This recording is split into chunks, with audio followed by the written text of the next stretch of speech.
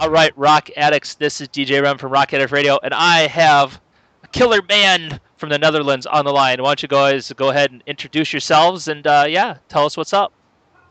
Yeah, hi, we're Pictura Poesis from the Netherlands. We recently released a CD called In Depths Embrace, and we're promoting it now everywhere. Very cool. And why don't you go ahead and introduce yourselves, if each person could introduce themselves, and if there's anybody with the band that's not there today, you could introduce them as well. Okay, well, I'm Harold, the drummer for the band. I also do backing vocals, and Yo, my name is DJ, lead guitar, backing vocals, another Bumblebee. And I'm Mike, I'm do the vocals. Okay, very cool. And how long have you guys all been together as a band now? well, as the current band, 5 to 6 months. I think about 6 months. But we've been in previous bands with these members for, I don't 3 know, years. 3 years. Okay. Hey, just real quick, is there a radio or something playing in the background? Oh, yeah. It's your radio station. Yes. Is it gone now? That's better, yes. I'm like, I don't know whether I should be talking or listening to music, so. All right, cool, thank you. Okay, so what, back when you guys started this band, what brought you guys all together to do this particular band? Metal. Well, we've been in several other bands, but for some reason they didn't work out, and we just wanted a band that really worked. So we decided to sit together with some musicians, and we decided, well, we're gonna make symphonic death metal, and yeah, we just did it. We posted an ad on the internet to find a vocalist. We found Mike, and it really worked out. He came around for rehearsals, and it just really it sounded good with him, and we had a connection. It was fun, you know. Very cool, and it's always helpful when the vocalist shows up for practice. Definitely. Yeah, that's true. Yeah, It's hard to find musicians who actually do. now we need a bass player that shows up. No, actually, and I know exactly what you're saying because I have some friends local here in a band, and they thought they had their lineup all set, and now they're back to basically a singer and the guitarist, and they had to start all over again. So. Oh yeah, that's what happens to a lot of bands. So we're lucky to have a really tight group. We're also just friends. We hang around when we're not playing music. Drink a lot. We like to drink a lot. You know. That's a common theme with metal bands, which I think is very good. So. That's racist. Can you really be racist towards a metal band? Is that possible? No, yeah. Hadn't thought about that. Yeah, I don't think so. So, how often are you guys able to get together and practice with each other? Well, we try to do it at least once a week. When there's a gig coming up or a special event, we try to do it 2 times a week, maybe 3 times, depending on if everybody's available the same day. But we also come together to promote the band and work on new songs. We do that with 2 of us, a DJ, the guitar player, and then me. Lay down the basic riffs, and let the other people hear it. Because when we start jamming with 6 people in a room, it's total chaos. That doesn't work for us. Everybody's moshing, getting in the way. Yeah. Big fights and everything. Yeah. Uh-huh. Oh, so I have to tell you, so you have to help me with this, is because when I want to thank Gort from the Pain Factory for hooking us up because that dude rocks. And Yeah, he's an awesome fellow. yeah, and I don't have your music yet, so you guys need to get your music to me so I can get it on the station and play it. Oh yeah, sure, we can do that. So because bands I talk to get a lot of airplay, put it that way. So Yeah, I'll send you this after the call, Yeah, very cool. Yes. Okay.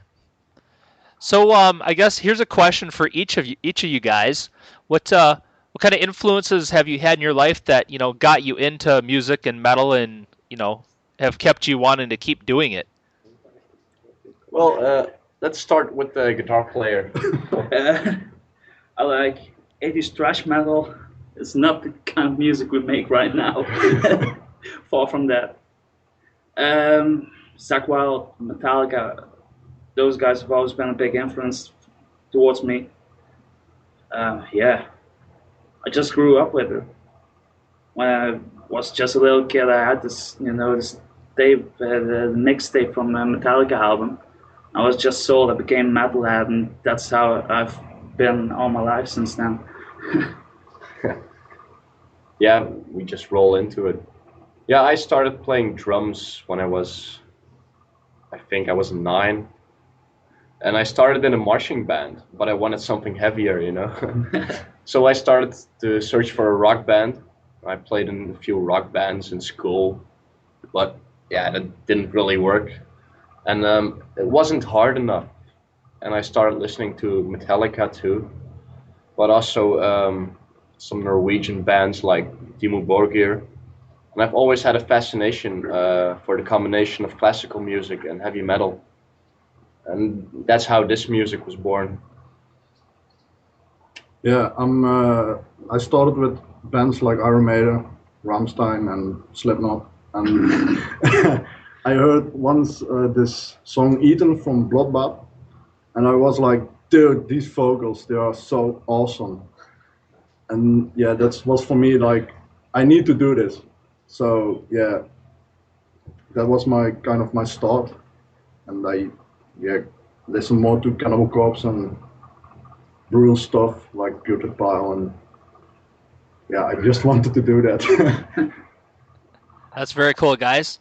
Okay, so I'm guessing you get this question a lot, but maybe not.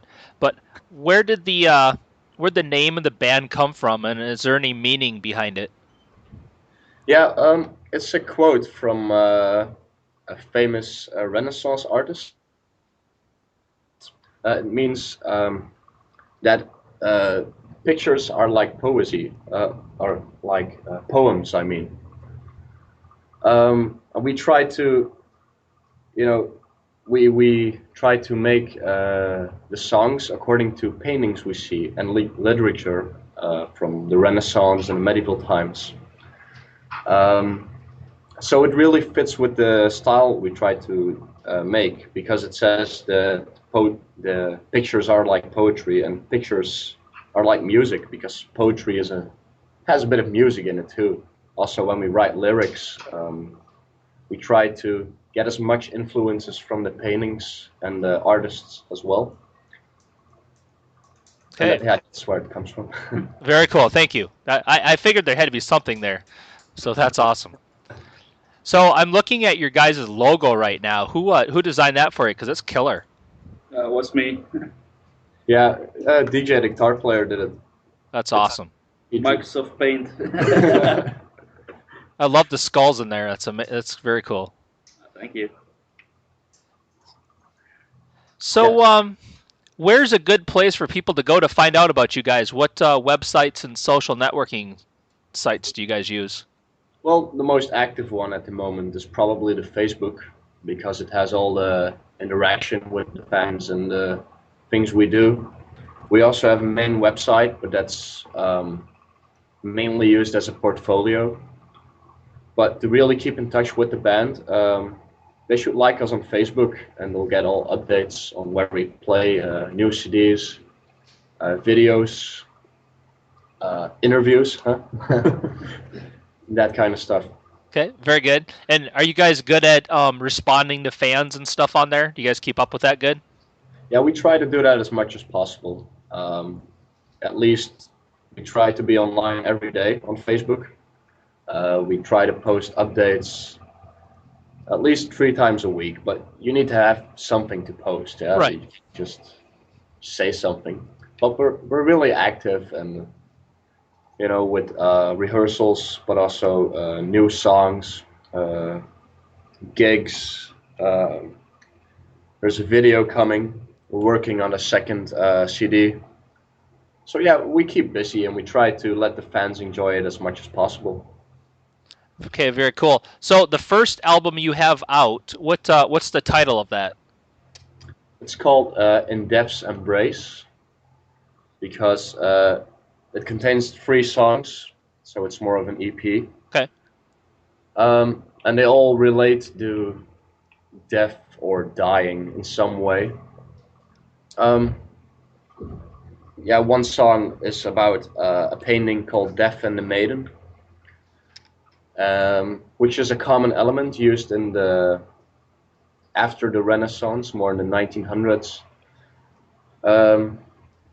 And it features lyrics about a little girl, about a teenage girl that's, haunted or stalked actually by death, and death lures her into the forest and traps her, and yeah, we make it all metal. She's enslaved and stuff. But there's another song about some guys who were shipwrecked. It's called The Raft of Medusa. It's also the name of the painting we took it from. Apparently, the story goes that about, I believe, 20 people. Oh no, 124. I believe. On a big ship. It was a big ship. Oh yeah, 124 people on a ship crashed, and they tried to survive on a raft they made with the driftwood. Only 14 survived. It was just like absolute horror on the raft. Yeah, with cannibalism and drowning and. It was awesome. Yeah, so that's the best thing you can get for the metal, huh? It's so metal. Yeah. Yeah, and the last one is about a thing that the church made.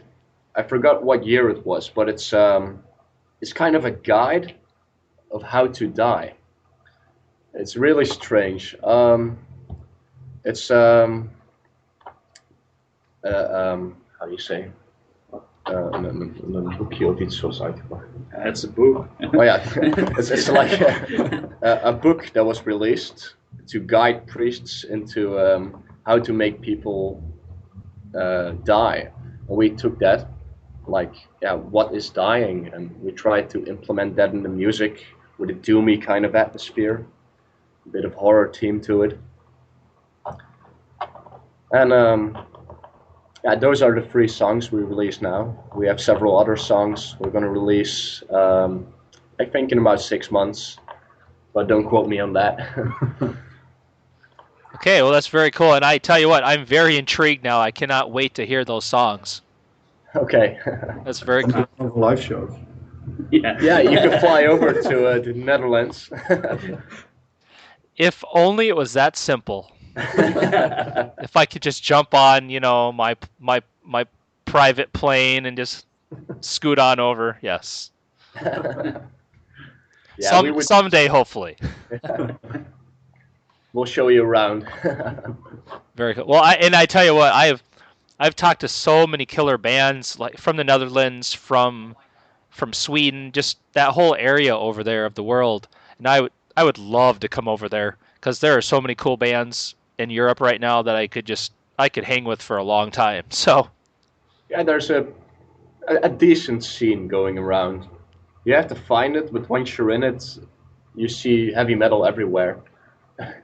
It's several bars, not in every city, but most big cities have metal bars and rock bars, and a lot of bands. It's really easy to form a band in the Netherlands. Nah, Well, it's hard to find a drummer. it's hard to find drummers. or But, singers that show up. well, you have drum computers, huh? No, but it's easy to find places to rehearse and to buy instruments or rent them or promote your music. So Still hard to find gigs though.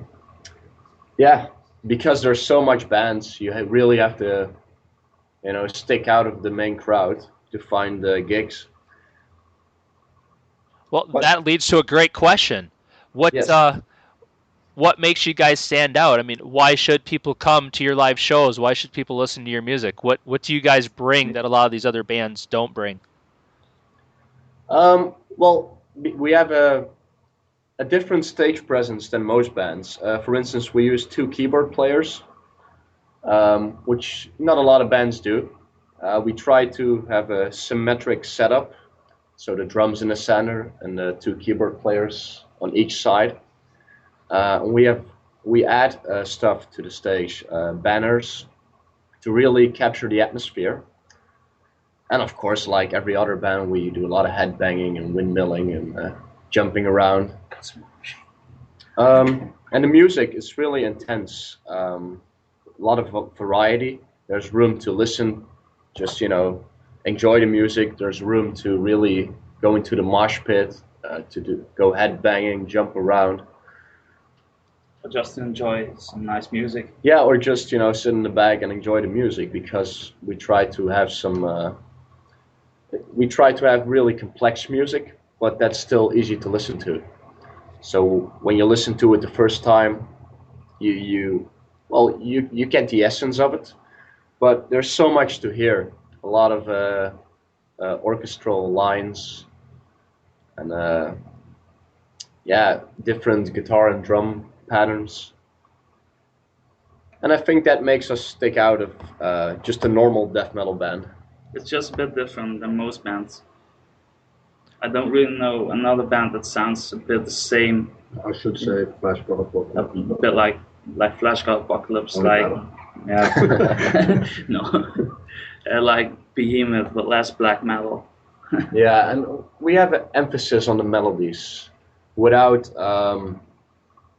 going to a Gutenberg style like Children of Bodom. We still have hard and rhythmic riffs for the guitar, and we add keyboard melodies to it. So it's a pretty unique style in our opinion. Oh, it's very cool. It sounds like a good reason for people to listen to you guys. Definitely. Yes. So what are the goals with the band? Where do you guys hope to be in a couple years? Well, Together.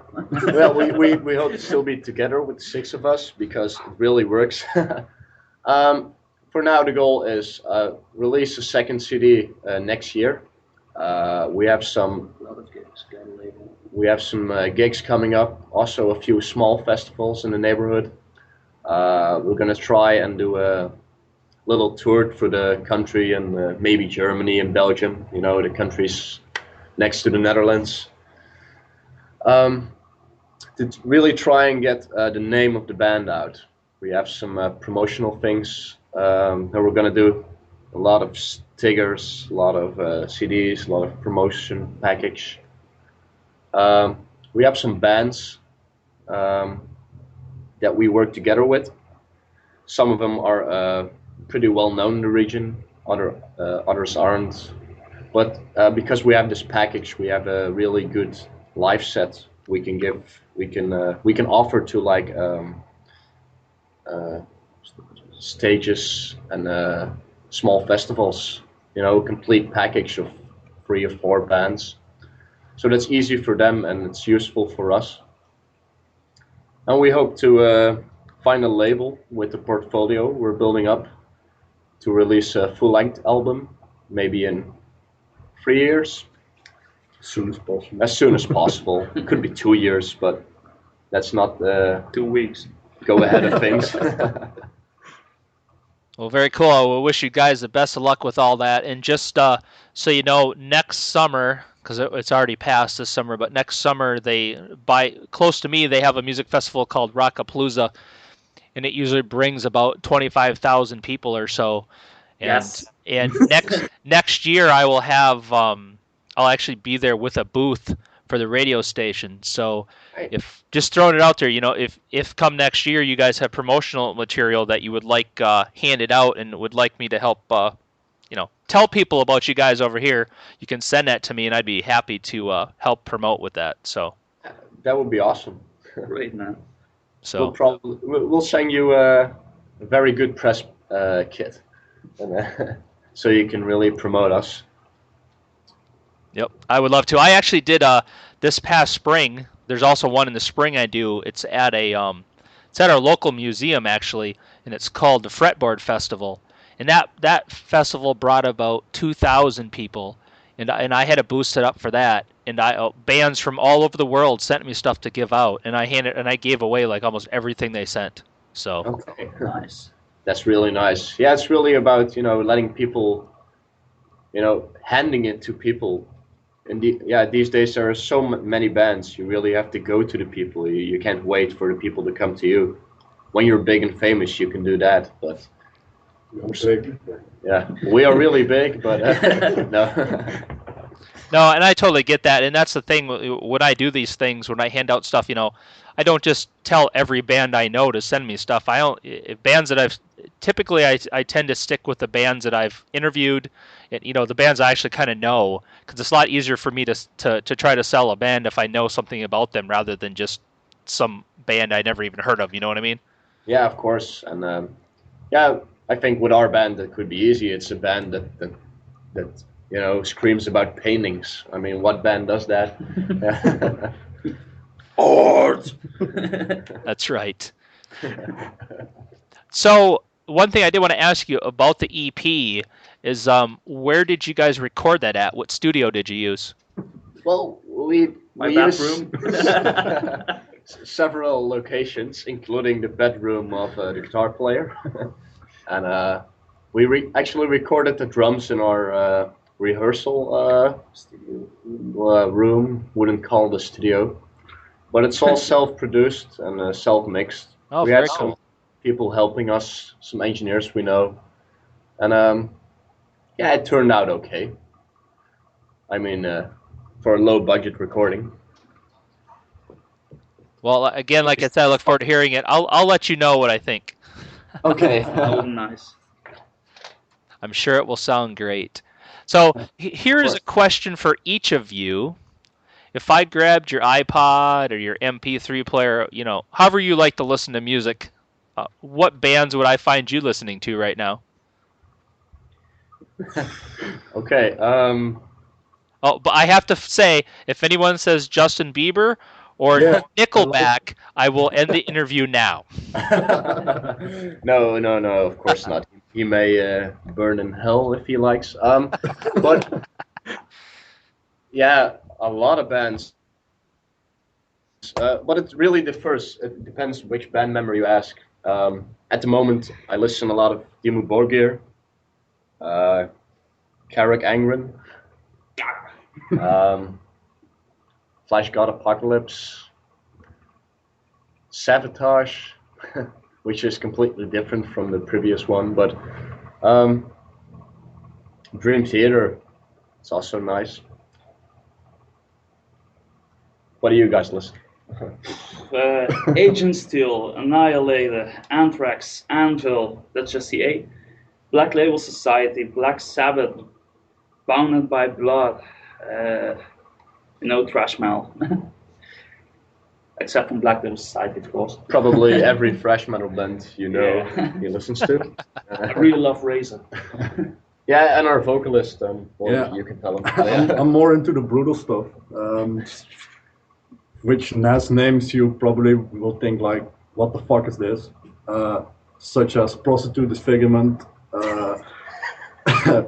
Rectal Smegma, Server Torture. So Milking the Goat Machine. Milking the Goat Machine, of course. Of Just, course. just most brutal death metal and slam death metal. Grindcore. That's just my thing. There's nothing wrong with that, because I tell you what, I listen to all kinds of music, everything from the most brutal stuff to the most melodic. So I totally get it. It's music, man. It's music. Yeah.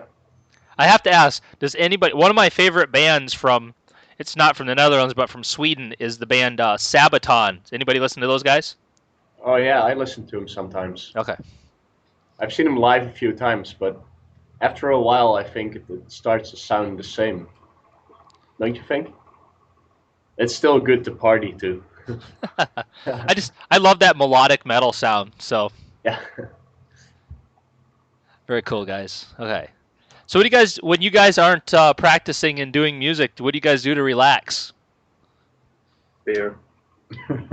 Well, I don't have much free time, but watch TV, drink beer, smoke pot. Yeah, Netherlands. Go running. I don't know. Okay, well, that's all cool.